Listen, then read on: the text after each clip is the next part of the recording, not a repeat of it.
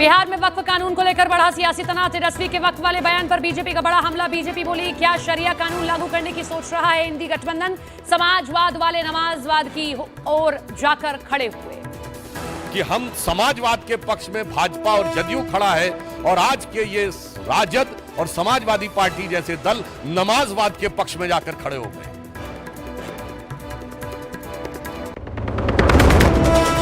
Samajwadi party अध्यक्ष अखिलेश यादव का बाबा बागेश्वर पर पैसा लेकर कथा करने का आरोप। बीजेपी का पलटवार। बीजेपी ने कहा, अखिलेश ने किया हिंदू विरोधी मानसिकता का प्रदर्शन।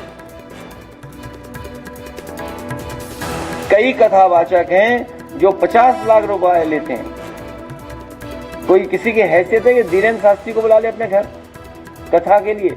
एसपी का मतलब समाजवादी पार्टी नहीं, सनातन विरोधी पार्टी कर देना चाहिए।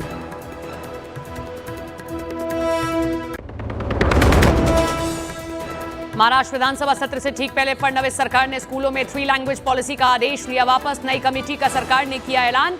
3 भाषा फॉर्मूले पर सुझाव देगी समिति। कोलकाता में गैंगरेप की घटना पर सांसद महुआ मोइत्रा और कल्याण बनर्जी के बीच तीखी नोकझोंक। जांच के लिए एनसीडब्ल्यू की टीम भी लॉ कॉलेज पहुंची। सीसीटीवी और कॉल डिटेल की जांच से पीड़िता के आरोप हुए पुख्ता।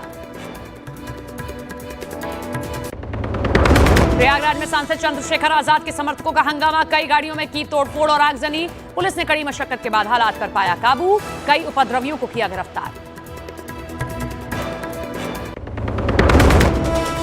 प्रयागराज में लड़कियों को आतंकी बनाने वाले टेरर मॉड्यूल का पर्दाफाश। पुलिस ने 2 लोगों को किया गिरफ्तार। बहला फुसला कर पहले किया जाता था धर्म परिवर्तन, फिर बनाते थे आतंकी। उत्तराखंड में आफत बनकर बरस रहा है मानसून। नदी नाले उफान पर। गया में नदी में 3 बही लड़कियों को बचाया गया। उत्तरकाशी में रिपन नदी में फंसे शख्स का रस्सी के सहारे rescue. Railway ticket reservation system में 1 जुलाई से बड़ा बदलाव। अब 8 घंटे पहले तैयार हो जाएगा चार्ट। अब तक 4 घंटे पहले तैयार होता था रिजर्वेशन चार्ट। रेलवे का दावा, अब 5 गुना तेज होगी टिकट की बुकिंग। लुधियाना में तेज रफ्तार का कहर। 4 लोगों को कुचला, 1 की मौत, 3 की हालत गंभीर। घटना का सीसीटीवी वीडियो आया सामने। अमेरिका के डाहो में आग बुझाने वाले दमकल कर्मियों पर ताबड़तोड़ फायरिंग। 2 की मौत, कई घायल। अज्ञात लोगों ने हमला किया।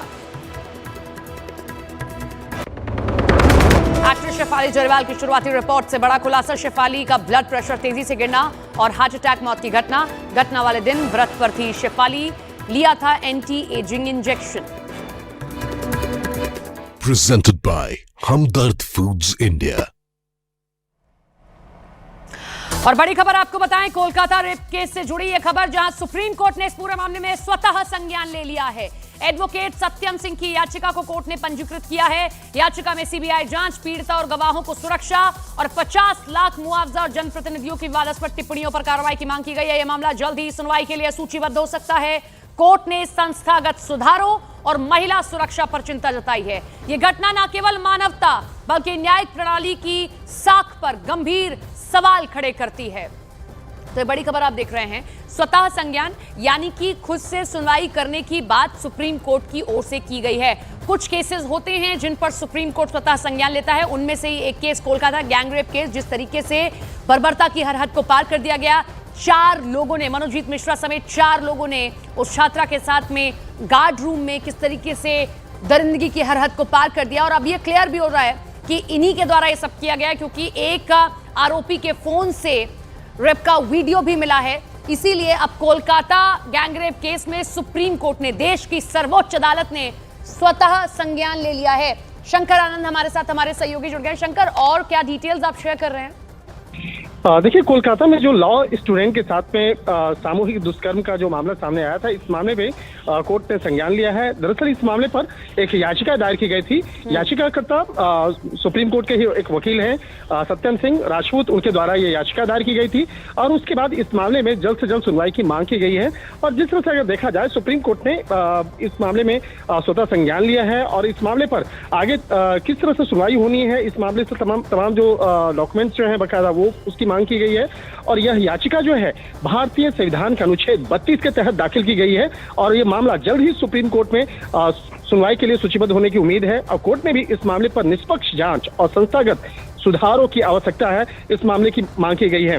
वकील सत्यम सिंह के द्वारा इस मामले में याचिका दायर करके न केवल पीड़िता के साथ हुए अमानवीय अपराध को उजागर किया है, बल्कि घटना के बाद कई ऐसे नेता जो अलग अलग पार्टियों से जुड़े हुए हैं, खासतौर पर जिस तरह से टीएमसी नेता से जुड़े हुए कई ऐसे नेता हैं, उनके द्वारा जिस तरह से पीड़िता से को शर्मिंदा करने वाली जो टिप्पणी की गई है, तो उस मामले पर भी कड़ी आलोचना करते हुए कई तरह की जो मांग है इस याचिका में रखी गई है।